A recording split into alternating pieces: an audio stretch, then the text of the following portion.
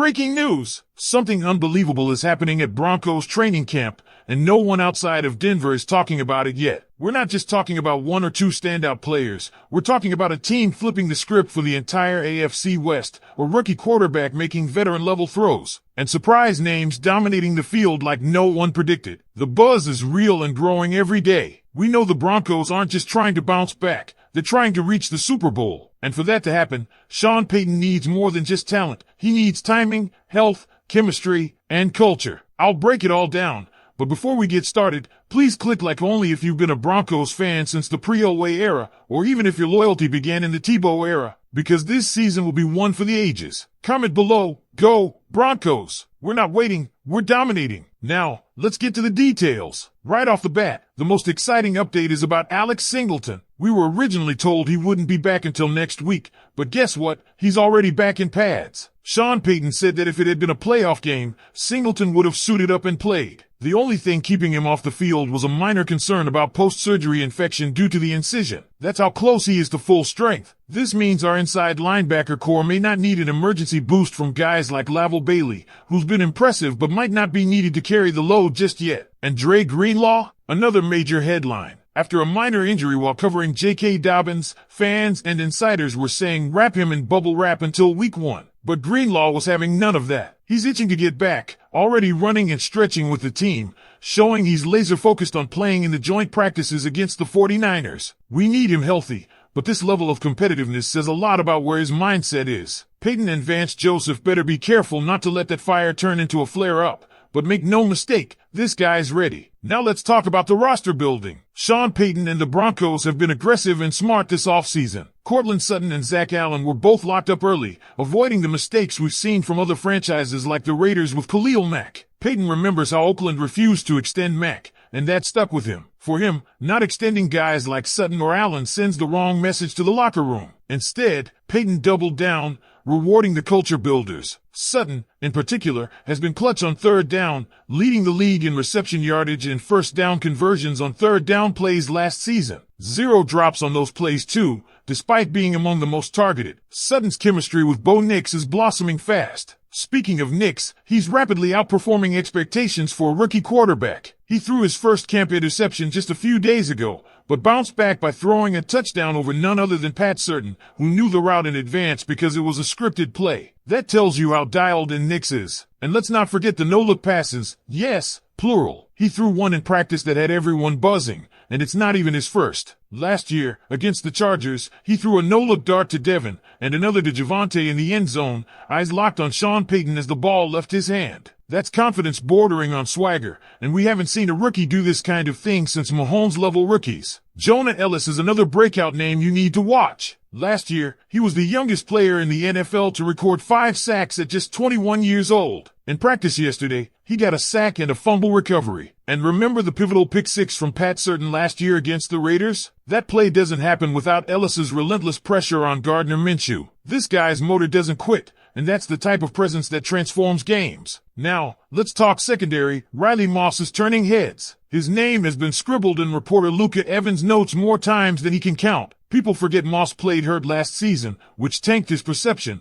but when healthy, he was graded higher than Certain in some games, including the lockdown performance against Mike Evans and Chris Godwin. Moss came into camp this year healthier, heavier, and more explosive. If he's at pre-injury form and you pair him with Certain and Jay Barron, that secondary could earn a nickname like restricted airspace for how airtight it looks. Audric Estime is another player clawing his way back into the conversation. After getting benched in the Buffalo game and with the arrival of R.J. Harvey, many thought his days were numbered. But he's stacking practices, getting situational reps, and reminding Sean Payton why he was drafted. That's a great sign for our backfield depth. One of the most surprising names generating buzz is Troy Franklin. Benny Fowler recently broke down Franklin's film, showing how much he's transformed physically and mentally. Gaining 7 to 10 pounds of muscle and eliminating his drop issues, Franklin looks like a different player. Combine that with Fowler's high praise for what Evan Ingram will bring as the Joker in this offense, a role that's been sorely missing, and suddenly this offense looks downright dangerous. Because here's the thing, when you really look at the pieces Sean Payton has assembled, it's not just about talent. It's about attitude, timing, and cohesion. The Denver Broncos are no longer playing catch-up. They are dictating the pace,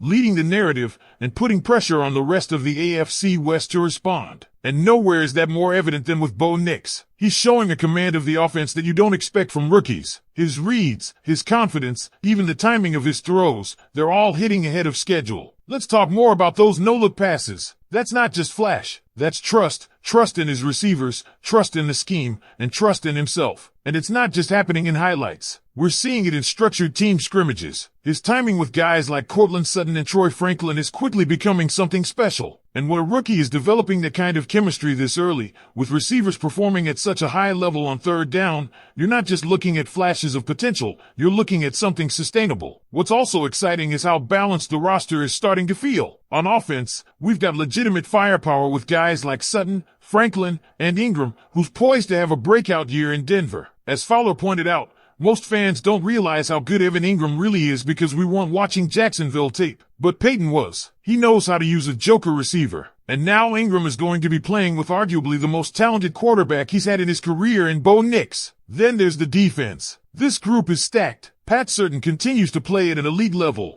but Riley Moss and Jonah Ellis are coming for their share of the spotlight. If Riley stays healthy, and his early camp performance is any indication, we may be talking about one of the most dynamic corner duos in the league. And Jonah Ellis? The man is relentless. He's making disruptive plays at practice that could easily become game changers in real matchups. Add in Zach Allen, now locked in long term, and suddenly our pass rush has depth, youth, and energy. Vance Joseph now has options, real options, not just to plug holes, but to rotate in aggressive packages that can wreak havoc. And all of this without even mentioning Jay Barron, who is looking like the backbone of the secondary. The idea of a restricted airspace defense isn't just a nickname, it's a legitimate identity forming around this group. And remember the national narrative? It's shifting fast. People outside of Denver are starting to wake up. Mark Schlereth said the Broncos could flip the AFC West. Kurt Benkert, a former NFL quarterback, said the same. The Broncos are now being talked about as Super Bowl dark horses. And when you consider that just 2 seasons ago,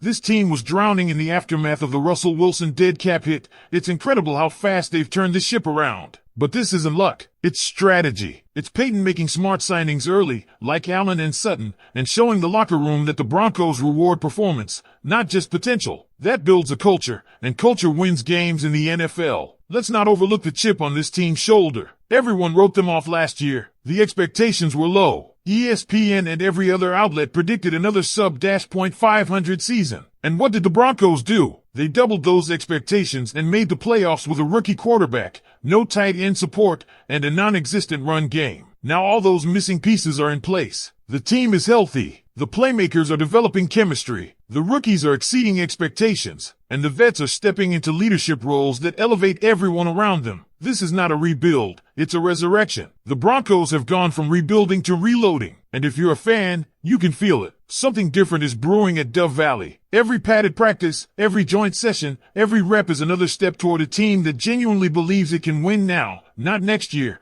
not after a few more draft picks, now. And that raises the question, what does success look like this season? Is it just a playoff berth? Or is it something bigger, a legitimate run at the AFC title? With the way things are coming together, with the roster depth, the quarterback development, and the coaching philosophy finally aligned, the Broncos might not just be ready to compete, they might be ready to conquer. So if you're feeling the hype like I am, make sure you're subscribed because we are going to be covering every angle of this story all season long. Smash that like button if you're riding with us into the playoffs, and don't miss the next video that's popping up right here on the screen. Go Broncos!